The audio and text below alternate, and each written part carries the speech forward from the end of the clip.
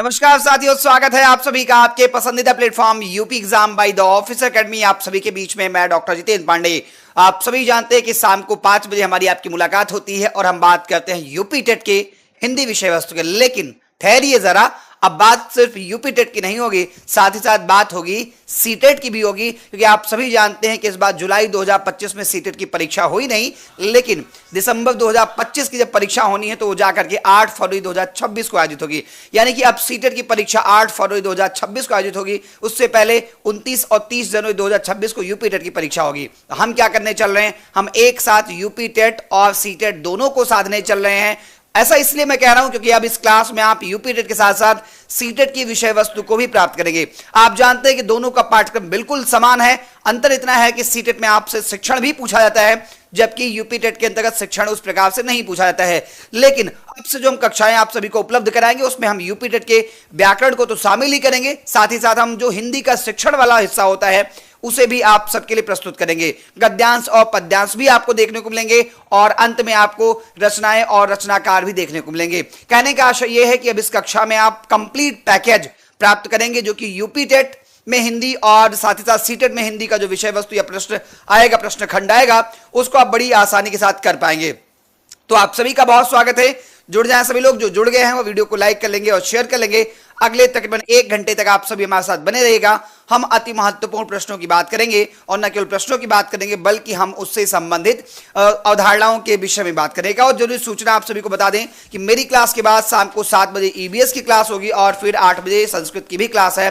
तो आप सभी को कहीं नहीं जाना है, लगातार अब आपको इसी प्लेटफॉर्म पर इसी चैनल के साथ अपने परिवार द ऑफिसर एकेडमी के साथ बने रहना है। आइए सेशन को शुरू करते हैं। आप सभी लोग बड़ी संख्या में हमारे साथ बने हुए हैं, इसके लिए आप सभी का बहुत धन्यवाद।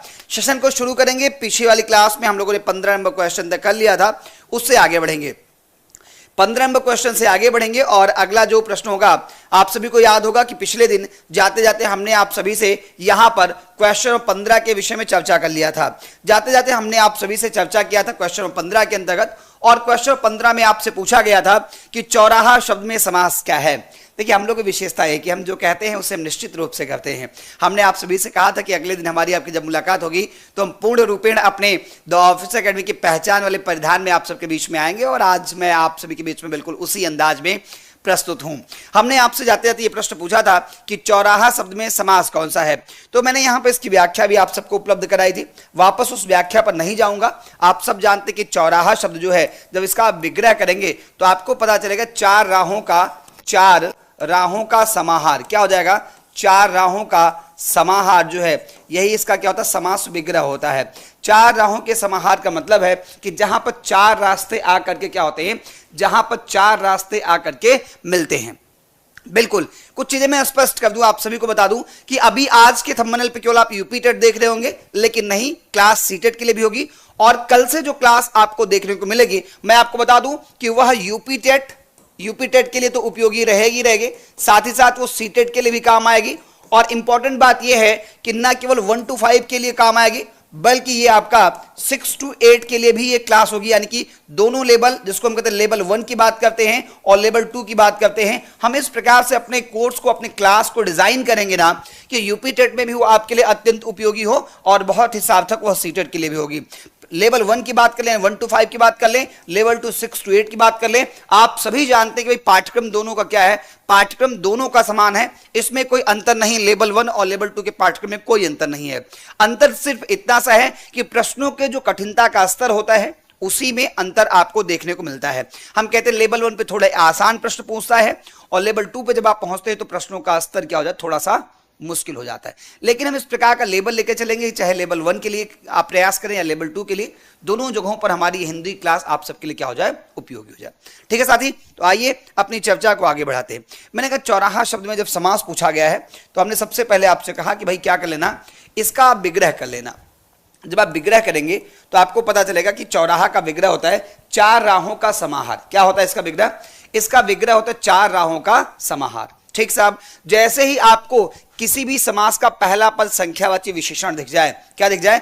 प्रथम पद संख्यावाची विशेषण दिख जाए तो तुरंत आपका क्या हो जाता है, आप जानते हैं प्रथम पद संख्यावाची विशेषण है। क्या है? अगर प्रथम पद जो है वह संख्यावाची विशेषण है तो तुरंत समास आपका कौन सा बन जाता है? समास आपका बन जाता है द्विगु समास। पर कल जाते जाते मैंने आपको एक प्रश्न दिया था, अगर आप सभी को याद हो तो हमने प्रश्न दिया था कि चतुर्भुज में आपको समास बताना था। क्या बताना था? आपको बताना था कि चतुर्भुज में कौन सा समास है। याद आया आप सब लोगों को?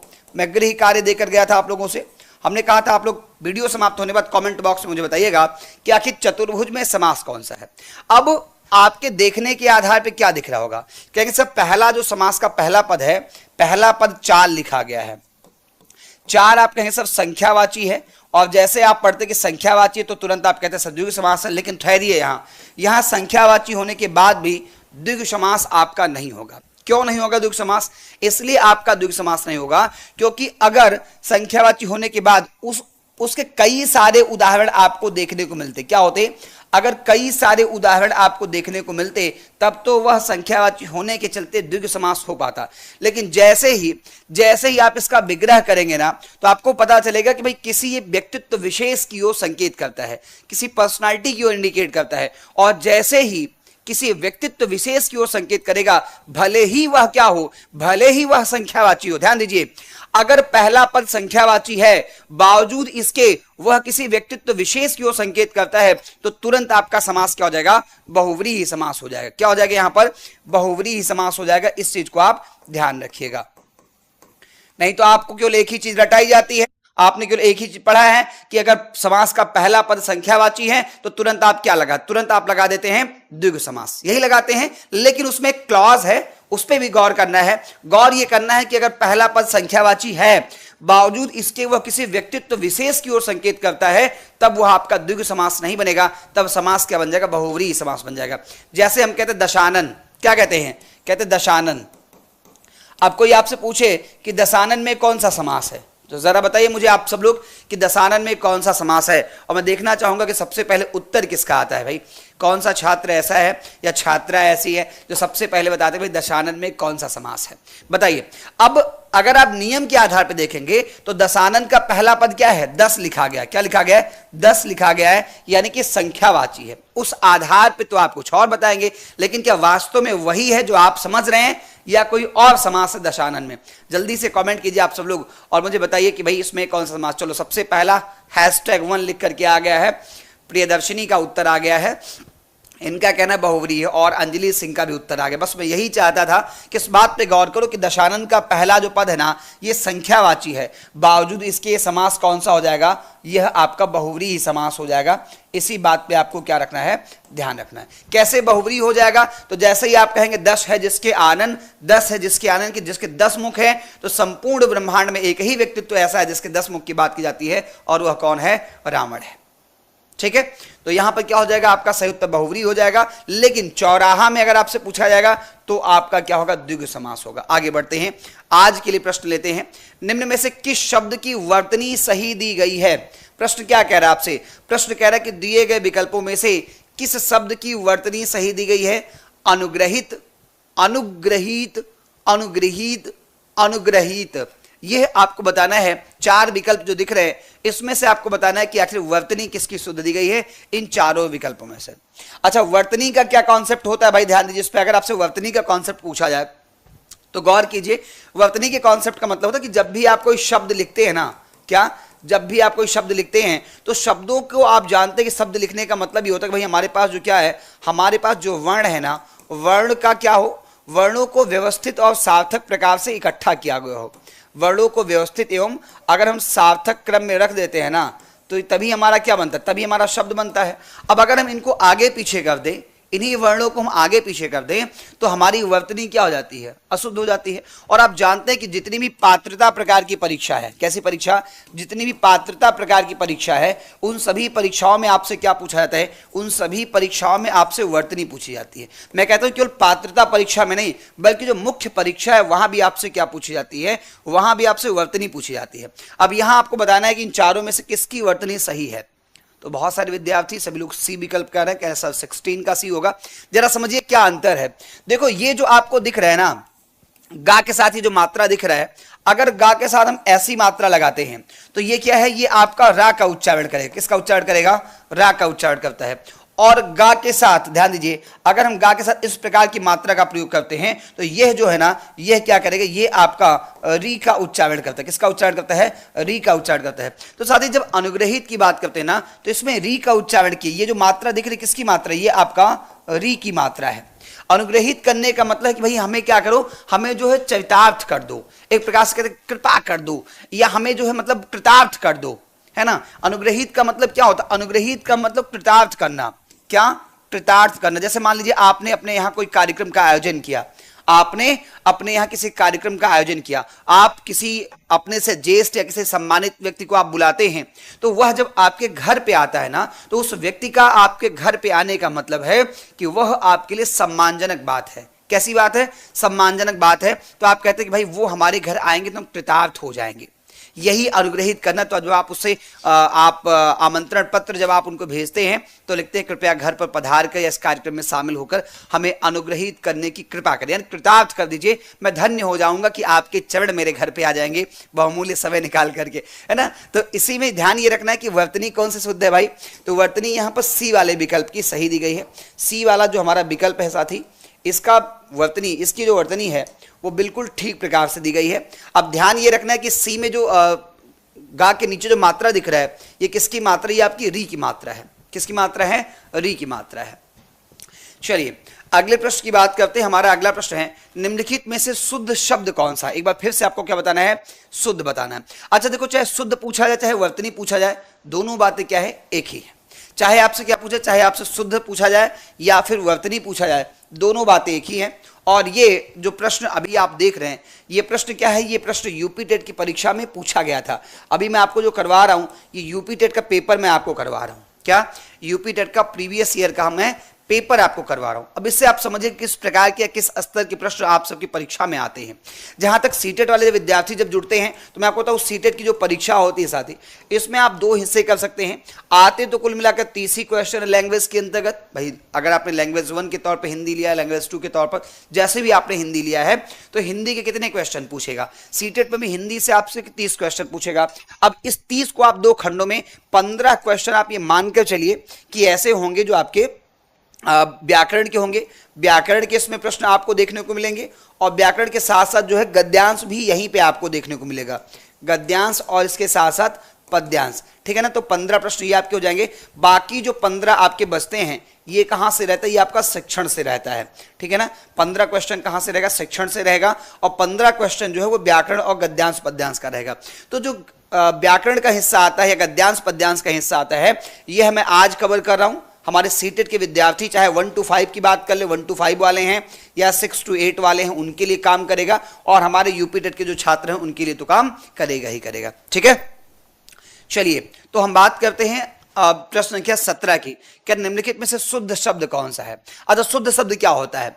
पैदृक होता है तो आपने सुना ही नहीं होगा, कहेंगे सर आज तक तो हमने ऐसा कोई शब्द सुना ही नहीं, पैदृक शब्द हमने कोई सुना ही नहीं है। तो क्या सुना है आपने? पैतृक सुना होगा, भाई हमारे पिताजी का या हमारा जो पैतृक निवास है।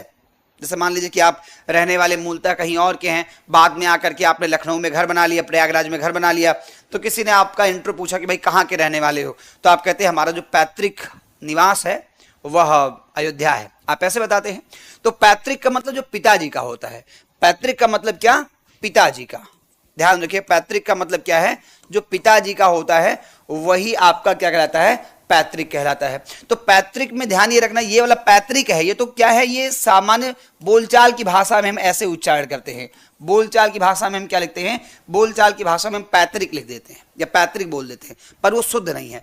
पैविक भी नहीं होता है। दरअसल होता क्या होता? ये पैतृक है। इसमें जो नीचे आपको मात्रा दिख रही है ना, एक बार फिर से आपको गौर करना है। नीचे जो मात्रा दिख रही है किसकी मात्रा है? ये आपकी री की मात्रा है। किसकी मात्रा है? री की मात्रा है। तो पिता की जो चीजें होती हैं वो क्या कहलाती? पैतृक कहलाती हैं। इसलिए 17 नंबर का जो प्रश्न है ना, इसकी वर्तनी सी वाले विकल्प में शुद्ध दी गई है। 17 नंबर प्रश्न के सी विकल्प में वर्तनी आपकी शुद्ध दी गई है। ठीक है, सभी को एक बार कॉमेंट करेंगे सब लोग, ये सब क्लियर है। आगे बढ़ा जाए, अगले प्रश्न की बात किया जाए। एक बार सब लोग कॉमेंट कर दीजिए कि क्लियर है सभी को, आगे बढ़ा जाए।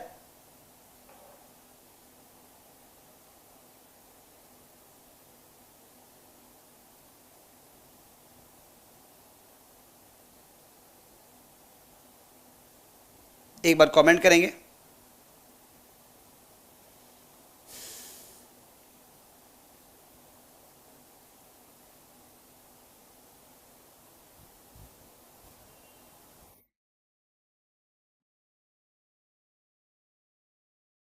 चलिए, क्लियर है सभी को?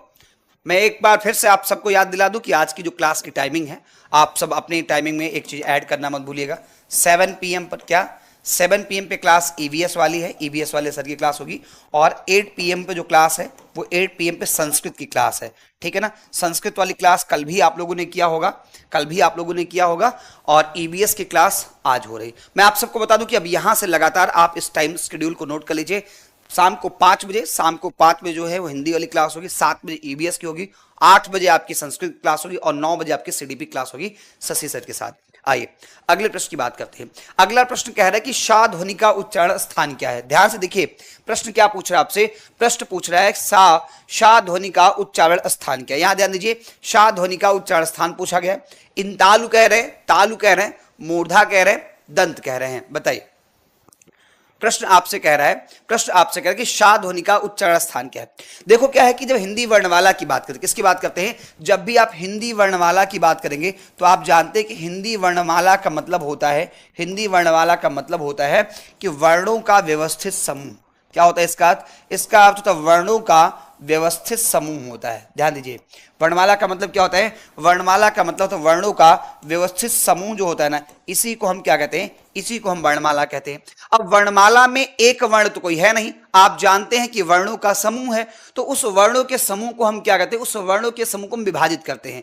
मैं आऊं इस वाले प्रश्न के उत्तर पर, लेकिन उससे पहले मेरा एक प्रश्न है आप लोगों से। मेरा प्रश्न यह है कि आप बताइए, लेखन के आधार पर आपको बताना है, लेखन के आधार पर हिंदी वर्णमाला में कुल कितने वर्ण हैं? लेखन के आधार पर हिंदी वर्णमाला में कुल कितने वर्ण हैं? बताइए, हिंदी वर्णमाला में कुल कितने वर्ण हैं? बताइए, कमेंट कीजिए कि लेखन के आधार पर हिंदी वर्णमाला में कुल कितने वर्ण हैं। मुझे बताइए कि लेखन के आधार पर हिंदी वर्णमाला में कुल कितने वर्ण हैं। इस प्रश्न का उत्तर आपको कमेंट करके बताना है। क्या बताना है? लेखन के आधार पर हिंदी वर्णमाला में कुल वर्णों की संख्या बतानी है। अच्छा, गौरव पटेल जी हैं, ये कह रहे हैं 39 है। और कोई भाई बताइए कि लेखन के आधार पर हिंदी वर्णमाला में कुल कितने वर्ण हैं। तो सोनी मधेशिया कह रहे हैं सर 52 हैं, और अंजलि सिंह भी कह रहे हैं कि 52 है। चलिए मैं आपको एक आंकड़ा देता हूं, यहां से आप सब लोग नोट कीजिएगा मेरे साथ।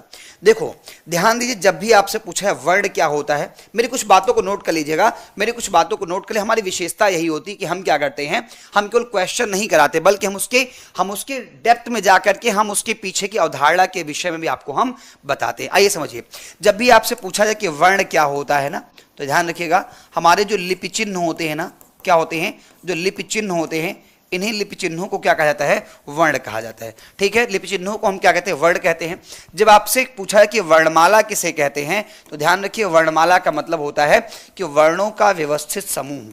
वर्णमाला का मतलब क्या होता है? वर्णों का व्यवस्थित समूह जो होता है, उसी को हम कहते हैं वर्णमाला कहते हैं। वर्णों का व्यवस्थित समूह जो होता है, वर्णमाला होता है। ठीक है, फिर ध्यान दीजिएगा, यहां पर आपसे पूछेगा, क्या प्रश्न पूछेगा कि हिंदी वर्णमाला में लेखन के आधार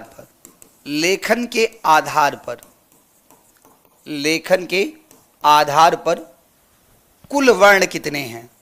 कुल वर्ण किसमें? हिंदी में या हिंदी वर्णमाला में। मैं लिख रहा हूं थोड़ा सा, बाकी आप लोग पूरा समझिएगा। हिंदी वर्णमाला में लेखन के आधार पर कुल वर्ण कितने हैं? तो ध्यान रखिए, कुल वर्णों की संख्या कितनी है? 53 है। लेखन के आधार पर, किस आधार पर?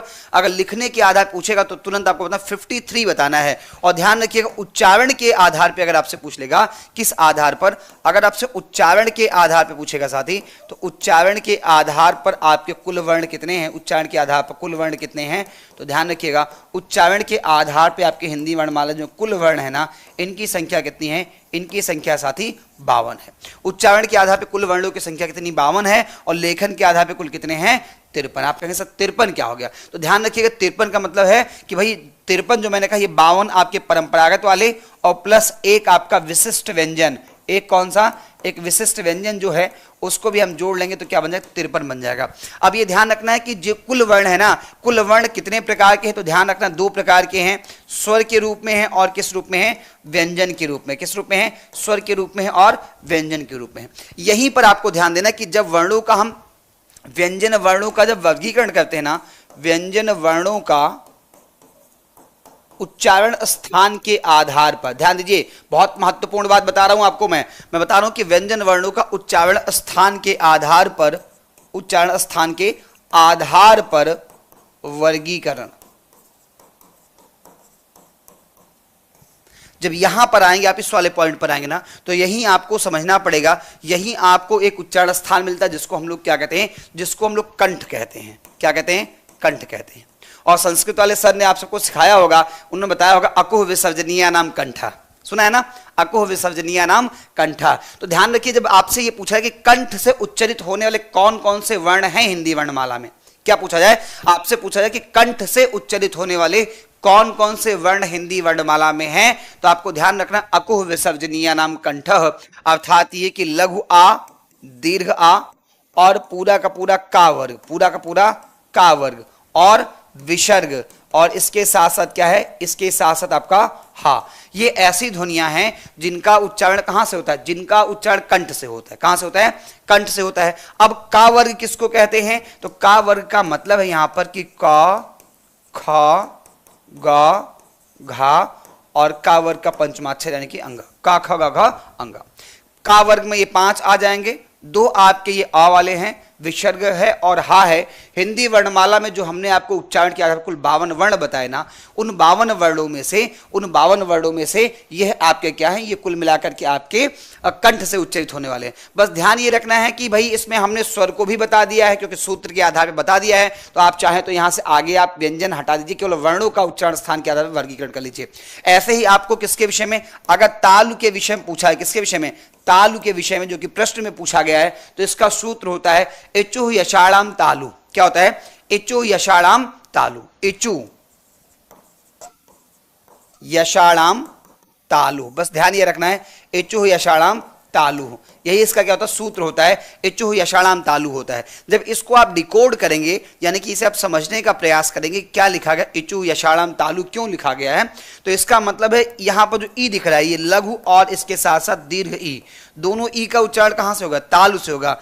चू का मतलब है कि पूरा का पूरा चा वर्ग, पूरा का पूरा क्या हो जाएगा, यहां पे आपका चा वर्ग हो जाएगा, जिसका उच्चारण स्थान कहां से? तालु से होता है। या दिख रहा है, या का भी उच्चारण स्थान क्या है? इसका भी उच्चारण स्थान तालु है। और ये जो आपको जिसको बड़ा शाह कहते हैं ना, हमारे यूपी में क्या कहते हैं, इसको बड़ा शाह कहते हैं। बचपन में यही आप पढ़ के बड़े हुए होंगे कि यारा लावा सा, पेट चरुआ सा, छोटा सा, हाथ छत रख गया ऐसे करके ना, तो उसमें क्या है कि बड़ा शाह, जिसको हम लोग बचपन में कहते थे, छोटे बच्चों को यही सिखाया जाता है, लेकिन मूलतः वो क्या है, वो तालब्बी शाह है। कैसा शाह है? तालब्बी शाह है। तो ये जो आपको दिख रही है आकृति, ये जो आपको संकेत अच्छा दिख रहा है, ये है आपका शाह है, और इसका उच्चारण स्थान भी कहां से होता है?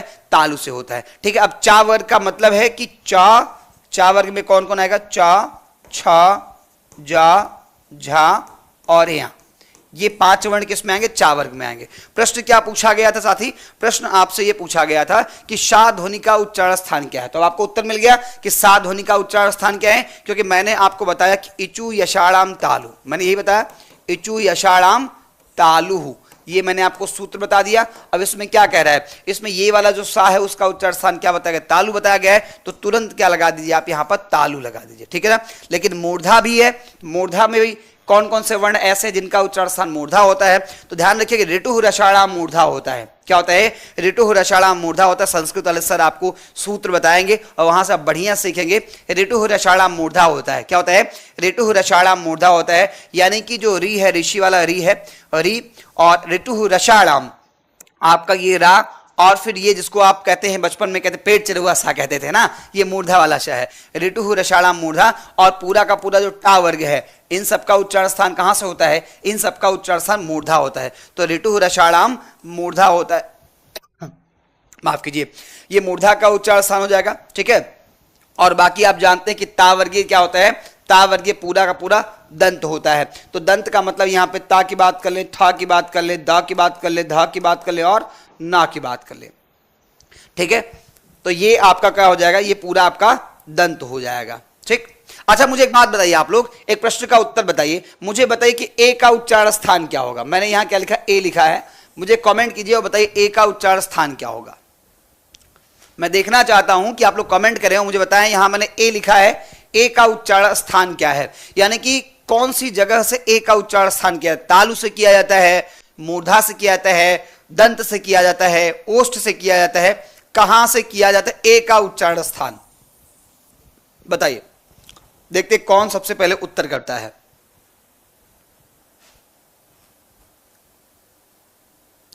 बताइए सबसे पहले कौन उत्तर करता है, मैं देखना चाहता हूं ए का उच्चारण स्थान क्या होता है।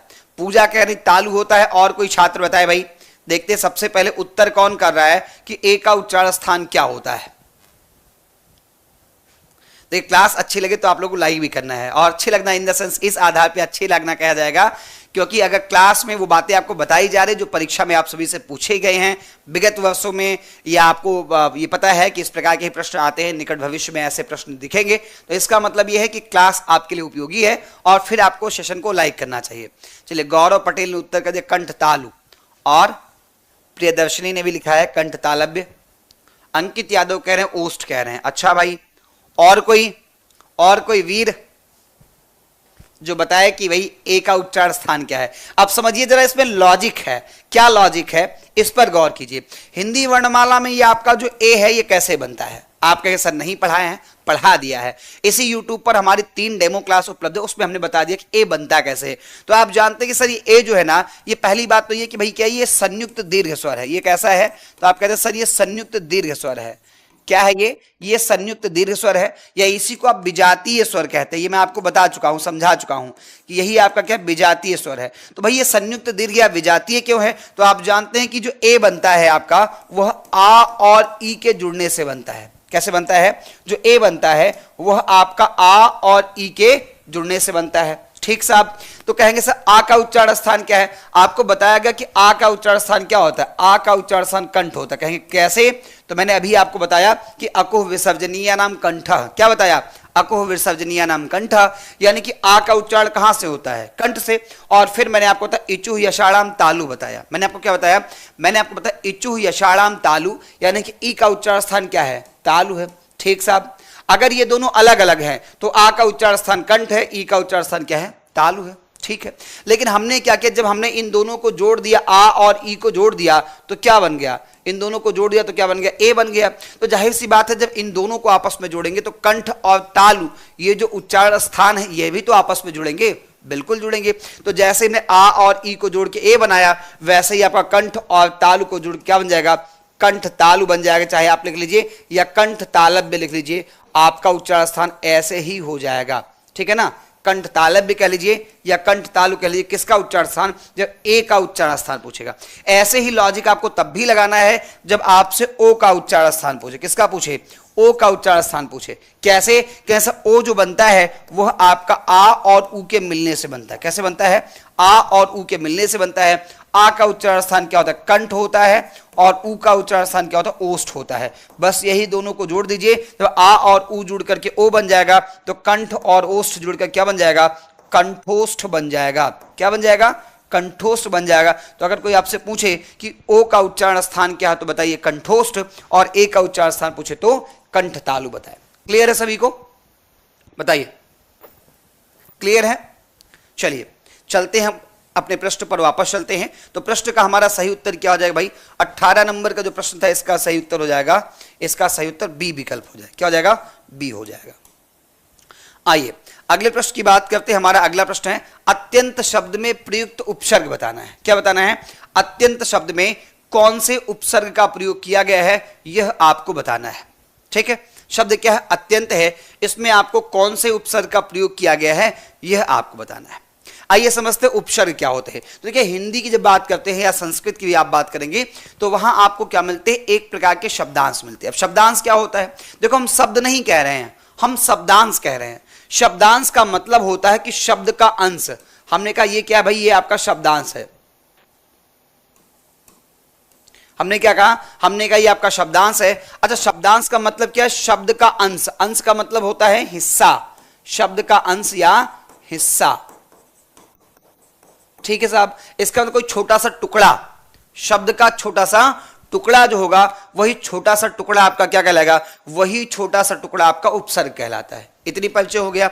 ठीक है, आप कहिए सर कुछ और बताइए उपसर्ग के विषय में। देखो उपसर्ग जो होते हैं ना, इनकी विशेषता है कि कहां जुड़ते हैं? ये शब्द के आगे जुड़ जाते हैं। कहां जुड़ते हैं? ये शब्द के आगे जुड़ते हैं। ठीक भाई, आगे जुड़ते हैं तो और कुछ करते हैं, केवल जुड़ते ही हैं? नहीं, बिल्कुल करते हैं। क्या करते हैं?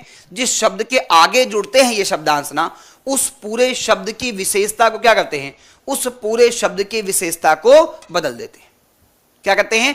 पूरे के पूरे शब्द की विशेषता को ही बदल देते हैं जो शब्द के आगे जुड़ जाते हैं। तो शब्द के आगे जुड़ते हैं और शब्द की विशेषता को क्या करते हैं? शब्द की विशेषता को बदल देते हैं। शब्द की विशेषता को बदल देते हैं। इन्हीं को हम क्या कहते हैं? इन्हीं को हम कहते हैं उपसर्ग कहते हैं। अच्छा, तो क्या उपसर्गों का अपना अर्थ होता है कि नहीं होता है? जरा आप लोग कमेंट कीजिए। मैं कह रहा हूं जो उपसर्ग जुड़ेगा उस उपसर्ग का अपना कोई अर्थ होता है कि नहीं होता है? केवल विशेषता ही बदलता है या उस उपसर्ग का भी अपना कोई अर्थ होता है? बताइए बताइए कि उपसर्ग का अपना अर्थ होता है कि नहीं होता है? उपसर्ग का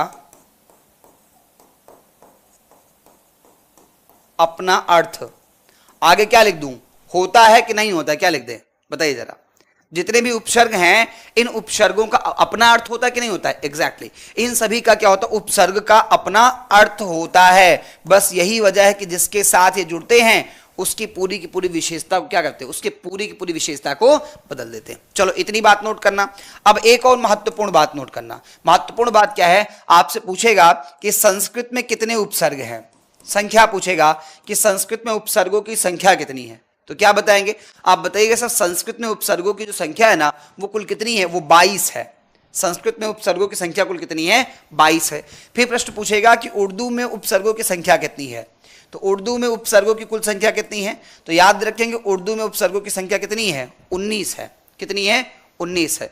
फिर प्रश्न पूछेगा भाई आपका विषय हिंदी है तो पूछेगा हिंदी में उपसर्गों की संख्या कितनी है। तो बताना हिंदी में उपसर्गों की संख्या कितनी है? 16 है। 16 कितना? 16। हिंदी में 16, उर्दू फारसी में 19 और संस्कृत में कितने? 22। ये आपके क्या है? उपसर्ग है। अब इधर आइए, कह रहा है अत्यंत में कौन सा उपसर्ग है, कैसे पहचानेंगे? तो एक काम कीजिए, इस शब्द को दो हिस्सों में तोड़ दीजिए, क्योंकि उपसर्ग की विशेषता मैंने बताया कि कहां जुड़ेगा? शब्द के आगे जुड़ेगा। क्या होगा? शब्द के आगे जुड़ेगा। तो क्या करें?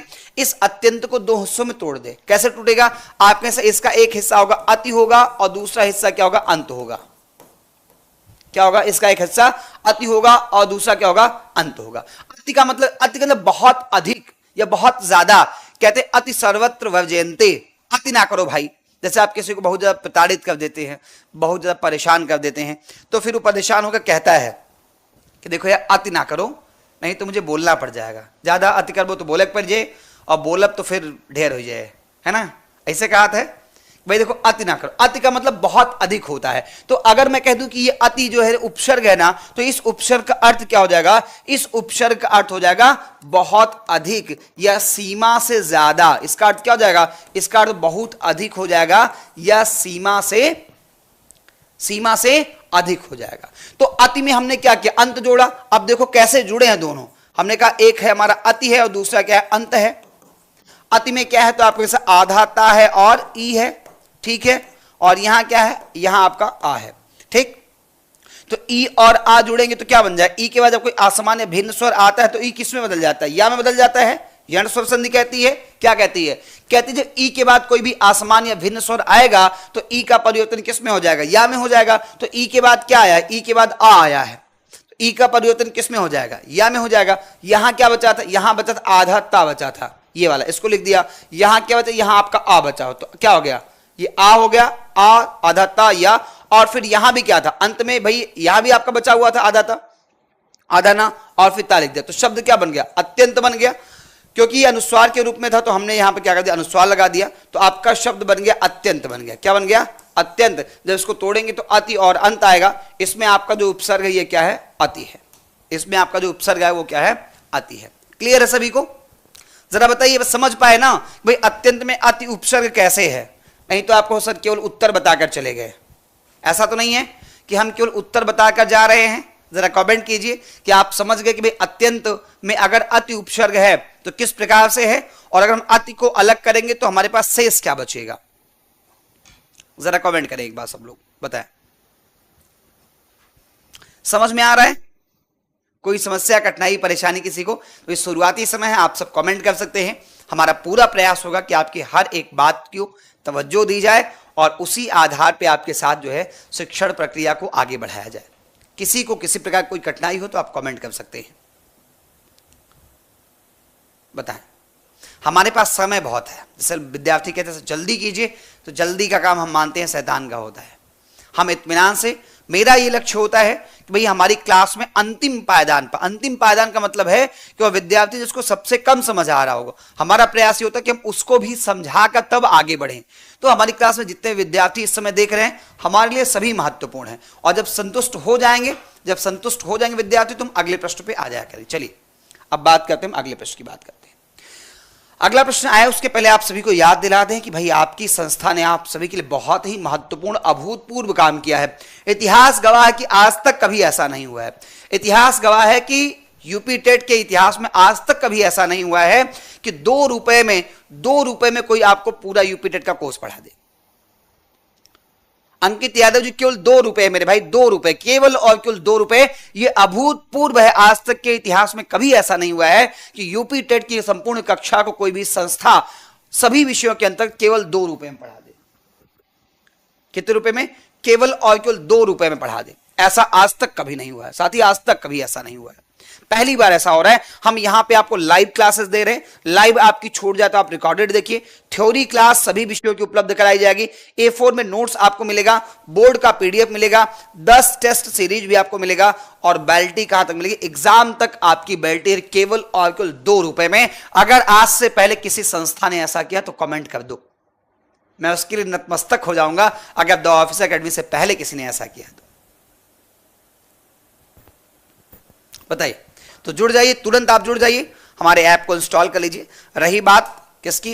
रही बात क्लास की, तो कुछ क्लासेस लगातार चल रही हैं ऐप पर, और हिंदी वाली क्लास जो है कल से आप ऐप पर देखेंगे। इस वजह से क्योंकि मैं स्वयं उपलब्ध नहीं था, आप जानते हैं कि हमारे यहाँ दीपावली का कितना बड़ा उत्सव होता है उत्तर प्रदेश और उत्तर प्रदेश वालों के लिए। हालांकि दीपावली तो पूरे देश के लिए है, लेकिन उत्तर प्रदेश वाले क्या करते हैं कि दीपावली के साथ 1-2 पर्व और जोड़ लेते हैं उसमें, है ना। तो वो हमारे यहाँ क्या लंबी प्रक्रिया हो जाती है, इस वजह से कक्षाएं जो है अभी तक बीच में 1-2 दिन का गैप मिला आपको। दीपावली तो भाई पूरे देश के लिए है, लेकिन क्या है उत्तर प्रदेश वाले उसके साथ और कई सारी चीजों को जोड़ देते हैं। जैसे मान लीजिए कि उसमें अगर अवध क्षेत्र से आप आते तो उसमें जमघट का एक सामाजिक उत्सव है वो जोड़ लिया जाता है, एक भाई दूज आ जाता है, गोवर्धन पूजा उसी में आ जाती है, तो कई सारी चीजें एक साथ आ जाती हैं। तो इसके चलते दीपावली की छुट्टी लंबी बन जाती है। बहरहाल अभी सब लोग वापस आ गए हैं, तो अब आपको कल से, कल यानी कि कितने तारीख है? कल भाई 26 अक्टूबर से आपको ऐप पर, 26 अक्टूबर से आपको ऐप पर हिंदी की क्लास मिलने लग जाएगी। और हिंदी के साथ साथ मैं आपको बता दूं EBS की क्लास भी आपको कल से देखने को मिल जाएगी। EBS की क्लास भी कल से आपको देखने को मिल जाएगी। अगर आप नहीं जुड़े तो अभी आप 2 रुपए वाले बैच के साथ जुड़ जाइए, ठीक है।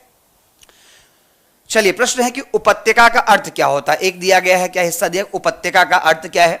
पर्वत के पास की भूमि को कहते हैं, या पर्वत का जो शिखर होता है, या प्राणियों के पेट का एक अंग होता है, या सूर्य जिस पर्वत के पीछे से निकलता है?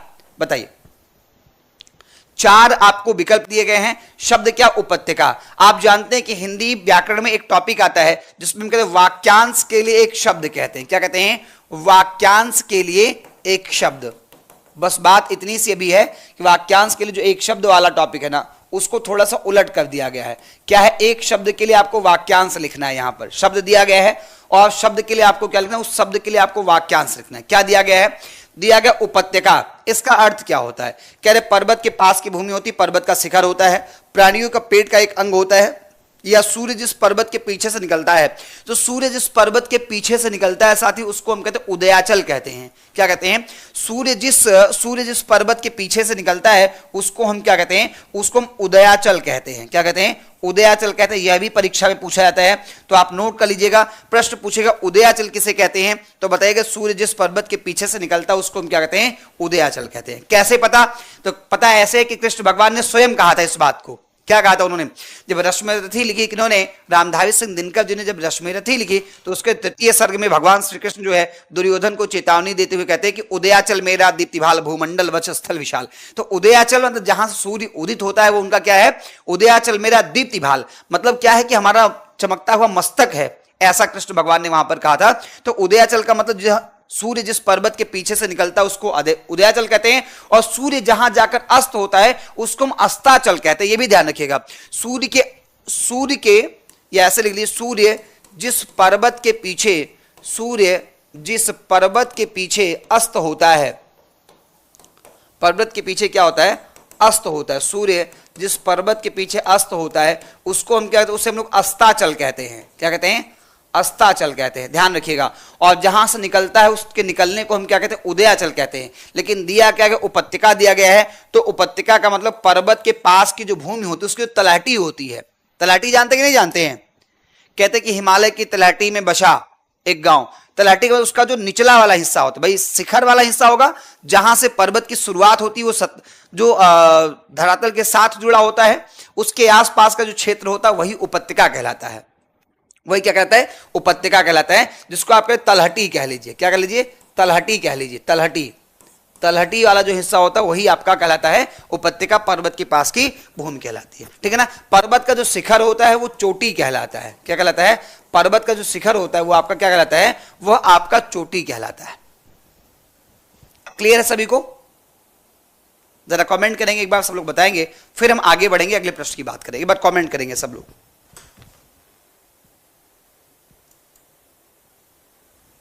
बताएं। क्लियर है सभी को? 20 नंबर प्रश्न तक क्लियर है? आगे बढ़ा जाए।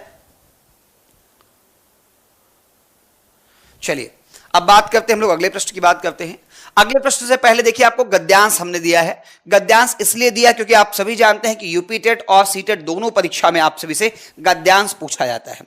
हर एक परीक्षा में गद्यांश आता है। अगर आप यूपी टेट के छात्र हैं तब भी आपको गद्यांश मिलेगा, और अब तो खैर सीटेट की भी घोषणा हो गई है, तो आप जानते हैं कि 8 फरवरी को सीटेट का एग्जाम है वहां, और यूपी टेट का 29 और 30 जनवरी को एग्जाम है, तो दोनों में आपका गद्यांश आता है। गद्यांश को हम सॉल्व कैसे करते हैं इसके विषय में बात करेंगे, लेकिन उससे पहले जरूरी क्या है कि गद्यांश को इत्मीनान से आप पढ़िए। क्या कीजिए, गद्यांश को एक बार इत्मीनान से पढ़िए, और गद्यांश को पढ़ने के बाद फिर हम इस पर आधारित प्रश्नों को करेंगे। गद्यांश क्या कह रहा है, कह रहा है आदिम आर्य घुमक्कड़ ही थे। आदिम आर्य घुमक्कड़ ही थे, यहां से वहां घूमते ही रहते थे, घूमते भटकते ही वे भारत पहुंचे थे। यदि घुमक्कड़ी का बाना उन्होंने ना धारण किया होता, यदि वे एक स्थान पर ही रहते, तो आज भारत में उनके वंशज ना होते। भगवान बुद्ध घुमक्कड़ थे, भगवान महावीर घुमक्कड़ थे। वर्षा ऋतु के कुछ महीनों को छोड़कर एक स्थान में रहना बुद्ध के वश का नहीं था। 35 वर्ष की आयु में उन्होंने बुद्धत्व प्राप्त किया।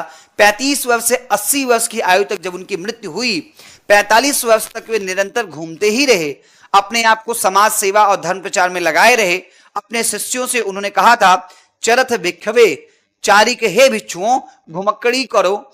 यद्यपि बुद्ध कभी भारत के बाहर नहीं गए, किंतु उनके शिष्यों ने उनके वचनों को सिर आंखों पर लिया और पूर्व में जापान, उत्तर में मंगोलिया, पश्चिम में मकदूनिया और दक्षिण में बाली द्वीप तक धावा मारा।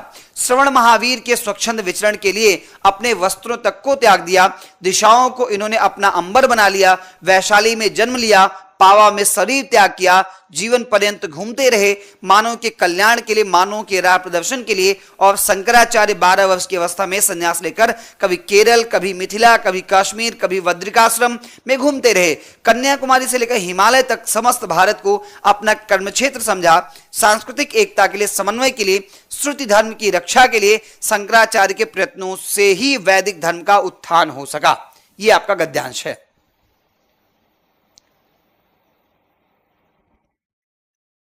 ठीक है, ये क्या आपका गद्यांश है। अब इस गद्यांश को पढ़ने के बाद क्या करना है, इसी पर आधारित जो प्रश्न दिए गए हैं वे हमें आपको करना है। सामान्य धारणा कि अभी गद्यांश के प्रश्न कैसे करने, कुछ बातें हैं उनको आपको ध्यान रखना है गद्यांश के प्रश्न करने के दौरान। सबसे पहले क्या है कि गद्यांश को आप 1, 2, 3 बार इत्मीनान से पढ़िए। जब तक गद्यांश आपके समझ में नहीं आ जाए कि वह हमें बताना क्या चाहता है, क्या मैसेज देना चाहता है, तब तक उस गद्यांश को पढ़ें।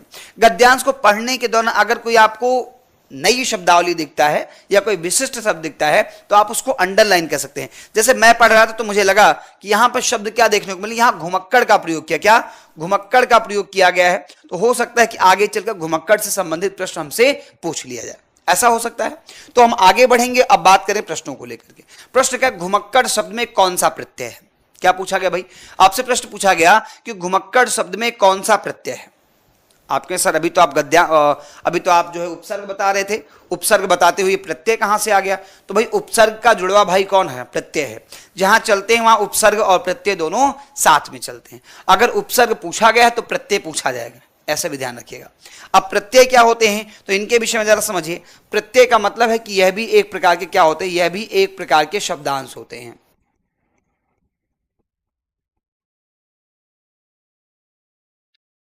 यह भी क्या है? यह भी एक प्रकार के शब्दांश होते हैं। क्योंकि शब्दांश है तो आप समझ सकते हैं क्या होंगे? शब्दांश है तो शब्द के साथ जुड़ेंगे, लेकिन कहां जुड़ते हैं? तो इनकी विशेषता है कि शब्द के पीछे जुड़ते हैं। कहां जुड़ते हैं? तो यह जो है ये शब्द के पीछे जुड़ते हैं।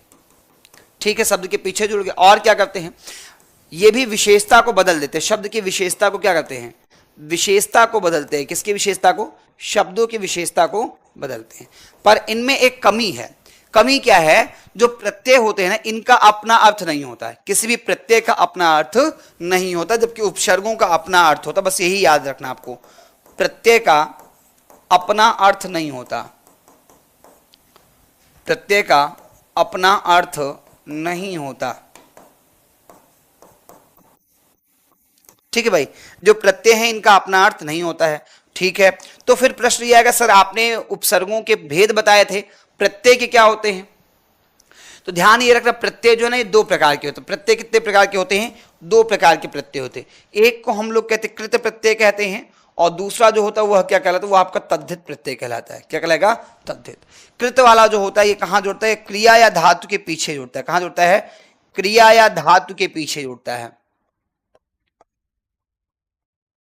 शेष बचे शब्दों के साथ कौन जुड़ता है? आपका तद्धित प्रत्यय जुड़ता है। क्या जुड़ता है? तद्धित प्रत्यय। तद्धित प्रत्यय के जुड़ने से जो नए शब्द बनते हैं उन्हें हम क्या कहते हैं? उन नए शब्दों को हम तद्धितांत कहते हैं। क्या कहते हैं? नए शब्दों को हम लोग तद्धितांत कहते हैं। और कृत प्रत्यय के जुड़ने से जो नए शब्द बनते हैं ये आपके क्या कहलाते हैं? ये आपके कृदंत कहलाते हैं। क्या कहलाएंगे? कृदंत कहलाएंगे। अब कह रहे घुमक्कड़ दिया गया है, तो घुमक्कड़ में जो प्रत्यय है ना वो अक्कड़ प्रत्यय है। कौन सा प्रत्यय है? घुमक्कड़ में आपका जो प्रत्यय है वो आपका अक्कड़ प्रत्यय जुड़ा हुआ है। ठीक है, ये ध्यान रखिए। कौन सा प्रत्यय जुड़ा है यहाँ पर? यहाँ पे आपका जो प्रत्यय जुड़ा है वह आपका अक्कड़ प्रत्यय है। अच्छा बताओ, अक्कड़ प्रत्यय जो है, यह अक्कड़ प्रत्यय घुमक्कड़ में जो प्रत्यय जुड़ा है ये तद्धित है कि कृत है? कौन बताएगा? ध्यान समझिए, मैंने कहा कि घुमक्कड़ शब्द में कौन सा प्रत्यय जुड़ा है? अक्कड़ जुड़ा है। पर आपको यह बताना है कि घुमक्कड़ में ये जो अक्कड़ प्रत्यय लगा है ये कृत है कि तद्धित है? बताइए। ये जो अक्कड़ प्रत्यय जुड़ा है घुमक्कड़ में, ये कृत है कि तद्धित है? बस ये आप कमेंट कर दीजिए, बता दीजिए कृत है कि तद्धित है। हम अगले प्रश्न की बात करते हैं। अगला प्रश्न, महावीर स्वामी का जन्म कहां हुआ था? परसौली में हो तो, कुशीनगर में हो तो, वैशाली में हो तो, पावापुरी में हुआ था? बताइए। अब ध्यान ये देना है कि इस प्रश्न का उत्तर कैसे करना है? गद्यांश के आधार पर ही आपको इस प्रश्न का उत्तर करना है। और गद्यांश मैंने आपको पढ़ा दिया। प्रश्न कह रहा है कि महावीर स्वामी का जन्म कहां हुआ था? पारसौली में, कुशीनगर में, वैशाली में या पावापुरी में? आइए देख लेते गद्यांश क्या कहता है। गद्यांश कहता है कि महावीर स्वामी का जन्म कहां हुआ था। बस यही हमें आपको देखना है, महावीर स्वामी का जन्म कहां हुआ था, यही हमें आपको ढूंढना है। बताइए। महावीर स्वामी के जन्म को लेकर के यहां पर दिया गया, मुझे पता है, लेकिन मैं चाह रहा हूं कि आप लोग ढूंढ लीजिए। कोई कह रहा है, अंजलि कह रही पावापुरी में। अरे नहीं भाई अंजलि, देखो क्या कह रहे हैं, यहां पर दिया गया महावीर स्वामी को लेकर दिया गया है। अगर आप ध्यान से देखेंगे तो देखिए लिखा गया है, श्रवण महावीर ने स्वच्छंद विचरण के लिए अपने वस्त्रों तक को त्याग दिया, दिशाओं को उन्होंने अपना अंबर बना लिया, वैशाली में जन्म लिया। कहां पे जन्म हुआ? महावीर स्वामी का जो जन्म हुआ वो वैशाली में जन्म लिया और पावा में शरीर त्याग किया। यहां भी शरीर त्याग की बात नहीं पूछी, केवल जन्म की बात की गई है। तो आप क्या बताएंगे? आप बताए वैशाली। वैशाली बिहार की राजधानी पटना के बगल में एक जगह है हाजीपुर। हाजीपुर को ही वैशाली, वैशाली को ही हाजीपुर कहते हैं, जहां तक मुझे जानकारी है ना। तो वैशाली में इनका क्या होता है? जन्म हुआ था। और वैशाली को ही हाजीपुर, हाजीपुर को ही क्या कहते हैं? वैशाली कहते हैं। गंगा उस पार है। तो 22 नंबर का जो प्रश्न है उसका सही उत्तर क्या हो जाएगा? सी विकल्प हो जाएगा। अगला प्रश्न जो है, स्वच्छंद में कौन सी संधि है? बताइए। एक शब्द दिया गया, स्वच्छंद दिया गया है और प्रश्न कह रहे हैं इसमें कौन सी संधि है, व्यंजन संधि है, गुण संधि है, दीर्घ है या फिर विसर्ग है। तो व्यंजन संधि कब होती है, ध्यान दीजिए, व्यंजन कब होती है। कहते हैं व्यंजन संधि का मतलब होता है कि भाई अगर व्यंजन का मेल, ध्यान रखिए व्यंजन संधि कब होगी, व्यंजन का मेल किससे हो जाए, स्वर या व्यंजन किसी से भी हो जाए, तो ये जो परिवर्तन होता है ये क्या कहलाता है, ये व्यंजन परिवर्तन कहलाता है। यानी कि तब कौन सी संधि बन जाएगी, तब आपकी व्यंजन संधि बन जाएगी। अच्छा, गुण स्वर संधि कब होता है, तो गुण स्वर संधि का मैंने एक शॉर्ट वीडियो भी बनाया था अपने इसी चैनल पे उपलब्ध है, UP exam by the officer academy पे हमारी वीडियो उपलब्ध है, जिसमें 30 सेकंड में केवल आप गुण स्वर संधि को पहचानना सीख जाएंगे। कितनी देर में, 30 सेकंड में आप गुण स्वर संधि को पहचानना सीख जाएंगे। शॉर्ट वीडियो में जाकर देख लीजिएगा। मैंने कहा अगर आपको ए और ओ की मात्रा दिख जाए, ए ओ की क्या दिख जाए, मात्रा दिख जाए, और साथ ही साथ क्या हो जाए, अर का उच्चारण सुनाई पड़ जाए, क्या हो जाए, अर का उच्चारण सुनाई पड़ जाए, तो वह आपका क्या होता है, गुण स्वर संधि होता है। दीर्घ में आप जानते हैं कि दीर्घ आ, दीर्घ उ और दीर्घ ई की मात्रा अगर दिख जाए तो संधि कौन सी हो जाएगी, तब वहां पे आपका दीर्घ स्वर संधि हो जाता है। विसर्ग में आप जानते हैं कि विसर्ग का जोड़ किया गया होता है या विसर्ग का प्रयोग रहता है, किसका, विसर्ग का प्रयोग रहता है। प्रश्न ये है कि सर स्वच्छंद में कौन सी संधि है, तो ध्यान ये रखना है कि ये आपका क्या है, ये आपका स्वा और छंद है। क्या है, स्वा जोड़ छंद है। यह आपके व्यंजन संधि का उदाहरण है। किसका उदाहरण है, यह आपका व्यंजन संधि का उदाहरण साथी किसका है, व्यंजन संधि का उदाहरण। अच्छा, इसका विग्रह विच्छेद क्या होगा, तो स्वा जोड़ छंद होता है। ध्यान ये रखना है कि आ के बाद चा या छा आता है तो उसके पहले आधा चा जुड़ जाता है। उसी नियम के आधार पर यहाँ पे व्यंजन संधि का प्रयोग किया गया है। तो 23 नंबर का जो प्रश्न है उसका सही उत्तर आपका ए विकल्प है। ठीक है, स्वा जोड़ छंद होगा क्योंकि छा से पहले आ आया है, तो जब हम इसका परिवर्तन करें तो छा से पहले आधा चा जोड़ देंगे। आइए अगले प्रश्न की बात करते हैं। अगला है, महात्मा बुद्ध ने जब बुद्धत्व प्राप्त किया तब उनकी अवस्था कितनी थी, बताइए।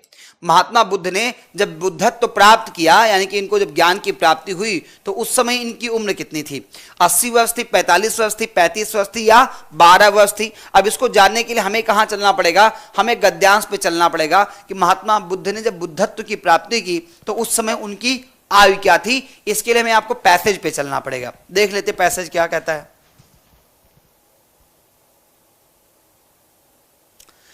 देखिए यहां दिया गया 35 वर्ष की आयु में, कब, 35 वर्ष की आयु में उन्होंने बुद्धत्व प्राप्त किया। बस ऐसे ही आपको पैसेज वाले क्वेश्चन ऐसे ही सॉल्व करना होता है।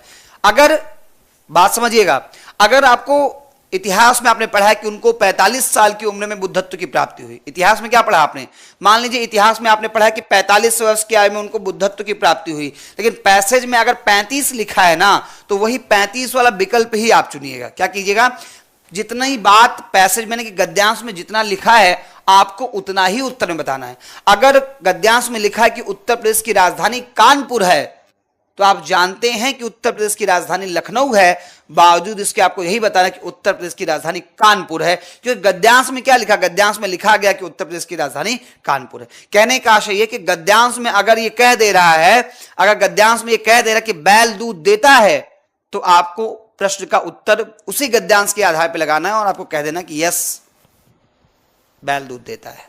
ठीक है, उम्मीद करता हूं आप समझ गए होंगे। तो इसमें कहते हैं कि 35 वर्ष की आयु में क्या बुद्धत्व प्राप्त किया, तो हम क्या करेंगे, विकल्प देखेंगे और विकल्प में 35 दिया है, तो हम लोग क्या कर लेंगे, यहां पर हम सी विकल्प को चुन लेंगे कि महात्मा बुद्ध ने जब बुद्धत्व प्राप्त किया तो उनकी उम्र कितनी थी, 35 वर्ष थी। कितनी थी, 35 वर्ष थी। ठीक है, आइए अगले प्रश्न की बात करते हैं। श्रुति धर्म का क्या अर्थ है, बताइए। यहां श्रुति धर्म शब्द का प्रयोग किया गया है और पूछ रहे कि श्रुति धर्म का अर्थ क्या है, वैदिक धर्म, मुस्लिम धर्म, बौद्ध धर्म या फिर जैन धर्म। अब गद्यांश पे चलते हैं। गद्यांश में श्रुति धर्म शब्द का प्रयोग किया गया है, बिल्कुल किया गया है। अगर आप अंतिम लाइन देखेंगे तो यहां ध्यान दिए लिखा गया है कि समन्वय के लिए श्रुति धर्म की रक्षा के लिए शंकराचार्य के प्रयत्नों से ही वैदिक धर्म का उत्थान हो सका है। तो श्रुति धर्म यानी कि वैदिक धर्म का उल्लेख किया गया है, श्रुति धर्म को ही क्या कहा गया, वैदिक धर्म कहा गया। अच्छा, श्रुति का मतलब क्या होता है, श्रुति का मतलब होता है सुनना। श्रुति का मतलब क्या होता है, श्रुति का मतलब होता है सुनना। एक ऐसा धर्मशास्त्र या एक ऐसे धार्मिक व्यवस्था जिसमें केवल बातें किस आधार पे थी, केवल बातें सुनने के आधार पे थी।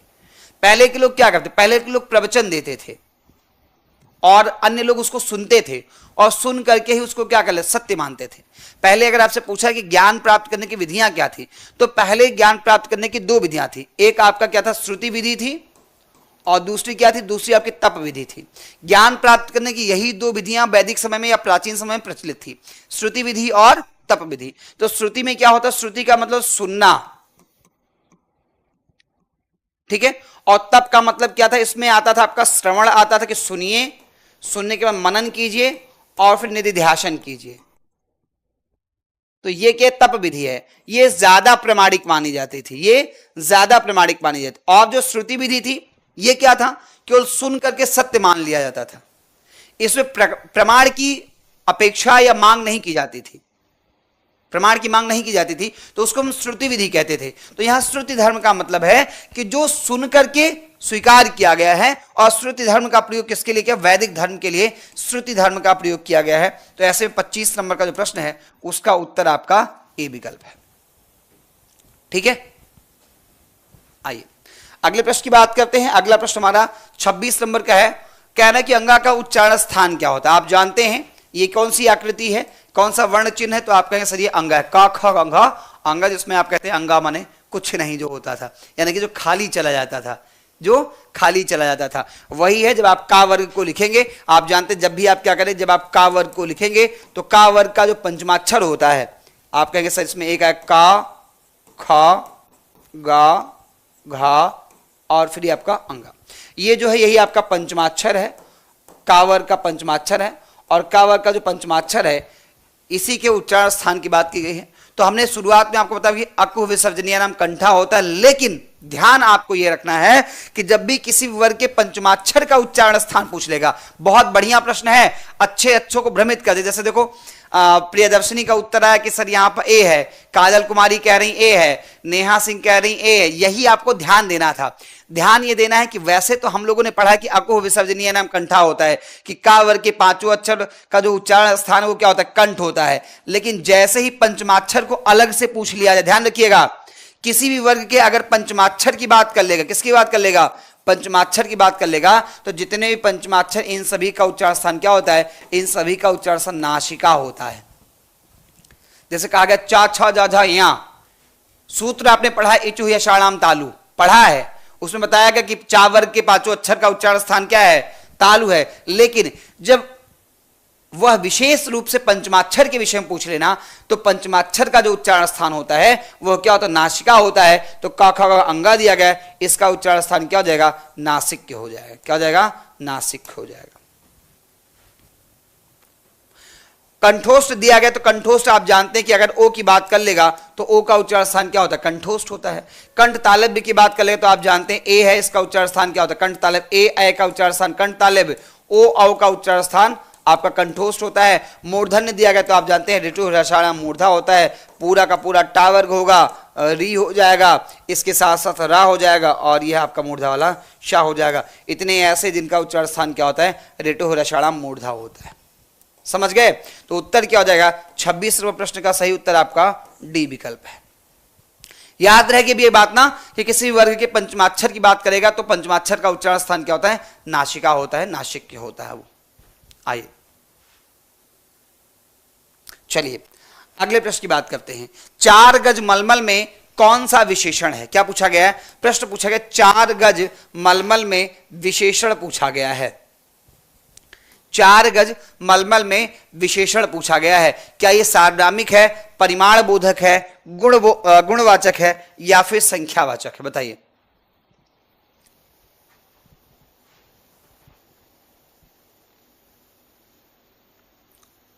प्रश्न संख्या 27। विशेषण आप जानते हैं कि ये क्या होता है, ये संज्ञा सर्वनाम इत्यादि की विशेषता बताता है। ये क्या करता है, ये आपका संज्ञा सर्वनाम की विशेषता बताता है।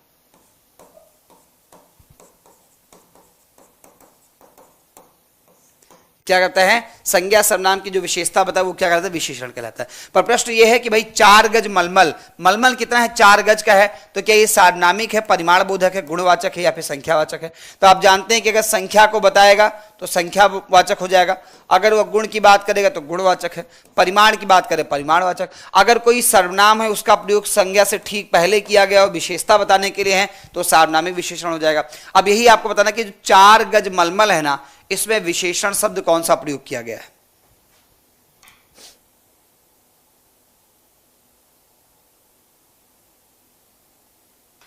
मैं आप सभी को एक बार फिर से याद दिला दूं, आप सभी को याद दिला दूं कि 7 बजे ईवीएस की क्लास होगी और 8 बजे संस्कृत की क्लास होगी। ठीक है, 4 गज मलमल में कौन सा विशेषण है?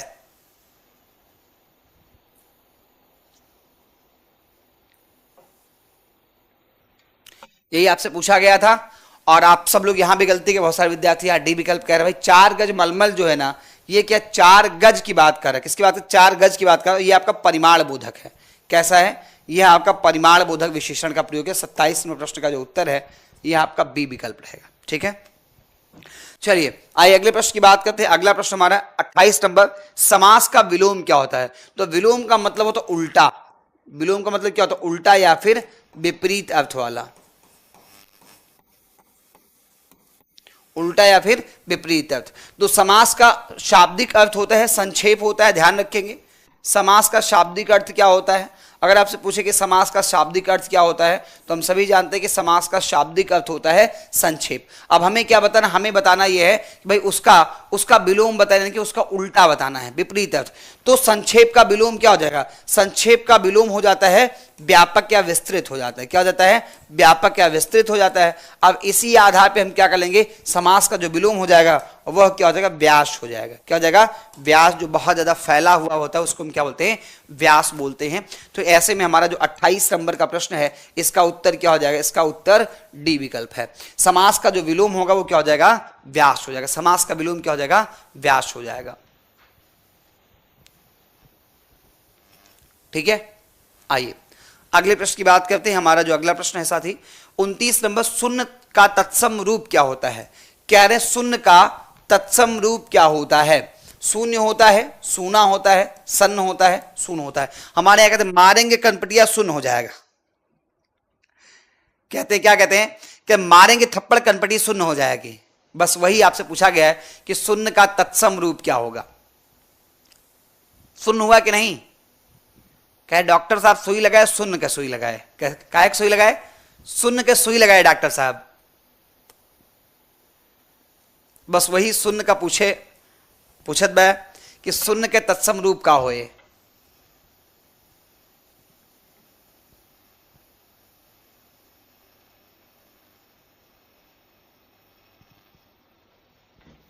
देखिए जो क्लास की टाइमिंग है मैं आप सबको बता दूं कि 5 बजे 5 PM पे क्या होती है? 5 PM पे हिंदी की क्लास होगी। हिंदी को हिंदी में लिख दें, नहीं आप लोग वो भी कह देंगे सर हिंदी को अंग्रेजी में लिख दिए। 6 बजे की जो टाइमिंग है वो आपकी गणित की कक्षा है, पर ये 30 अक्टूबर से क्लास चलेगी। कब से चलेगी? 30 अक्टूबर से क्लास चलेगी। 30 अक्टूबर से 7 PM पे जो क्लास होती है ये क्लास EVS की होती है, पर्यावरण अध्ययन की होगी और ये क्लास उपलब्ध है। पर्यावरण अध्ययन ये आज होगी। 8 बजे जो क्लास होती है ये क्लास किसकी होती है? तो 8 बजे जो क्लास होगी ये संस्कृत की क्लास होगी और ये क्लास चल रही है। 9 बजे जो क्लास होगी आप जानते हैं कि 9 बजे क्लास बाल विकास की होगी और यह क्लास भी लगातार आप सबके लिए उपलब्ध कराई जा रही। केवल एक विषय गणित की जो कक्षा ये 30 अक्टूबर से चलेगी, बाकी शेष कक्षाएं चल रही हैं। ठीक है ना, शेष सभी कक्षाएं क्या अपने नियत समय पर चल रही हैं। तो शून्य का तत्सम पूछा गया। भाई शून्य का जो तत्सम रूप होता है ये होता है, शून्य का जो तत्सम होता है ये आपका शून्य होता है। कह रहे मारब कनपटी शून्य हो जाए मारब कनपटी का हो जाए, मारब कनपटी शून्य हो जाए।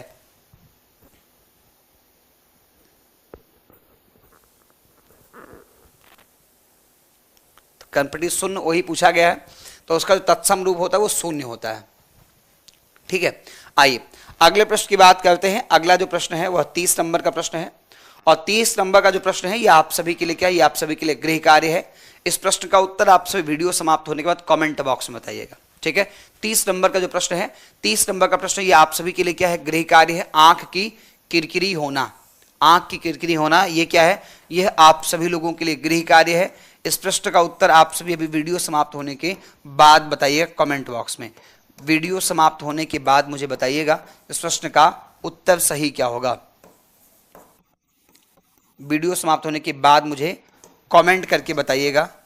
कमेंट को हिंदी में टिप्पणी कहते नहीं, आप लोग कहते सब हिंदी वाले सब जो अंग्रेजी बता गए, तो इसको टिप्पणी कहते हैं। तो वीडियो समाप्त होने के बाद टिप्पणी कीजिएगा और आप सबका जो नाम है, जो सही विद्यार्थी होंगे जो प्रश्न का सही उत्तर करेंगे, अगले दिन की कक्षा में कल जब शाम को 5 बजे मैं लाइव आऊंगा तो आप सबके नाम पढ़ूंगा। हमारे जिन विद्यार्थियों ने प्रश्न का सही उत्तर किया होगा उनके नाम को मैं अपने सेशन में शामिल करूंगा। लेकिन आपको प्रश्न का उत्तर करना है, आसान सा प्रश्न है। आपको पता आंख के किरकिरी होने का अर्थ क्या होता है? क्या इसका अर्थ तो बहुत प्रिय होना, कष्टदायक होना, धोखा देना या अप्रिय लगना?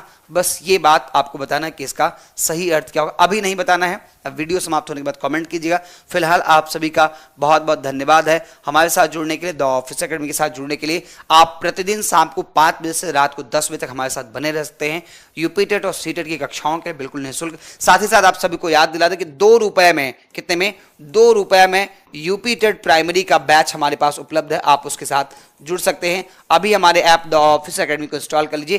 केवल और केवल 2 रुपए में यूपी टेट प्राइमरी का संपूर्ण बैच आप सभी को दिया जा रहा है, संपूर्ण बैच आप सभी को दिया जा रहा है। आप इसके साथ जुड़ जाइए। फिलहाल इस सेशन में हमारा आपका साथ यहीं तक था। मिलते हैं कल शाम को 5 बजे, लेकिन याद रखिएगा अभी 7 बजे ईवीएस की क्लास होगी और फिर 8 बजे संस्कृत की क्लास होगी। आज के लिए इतना ही, नमस्कार।